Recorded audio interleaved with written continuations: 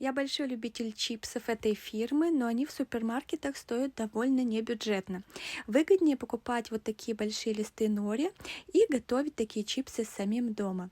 Я разрезаю на маленькие такие квадратики, смазываю маслом. У меня подсолнечное, можно оливковым. И сверху чесночной солью. Мне очень нравится чесночный вкус. Покупала в фикс прайсе. Очень вкусная специя. Возьмите обязательно. И затем убираю в духовку, наслаждаюсь полезным и очень вкусным снеком.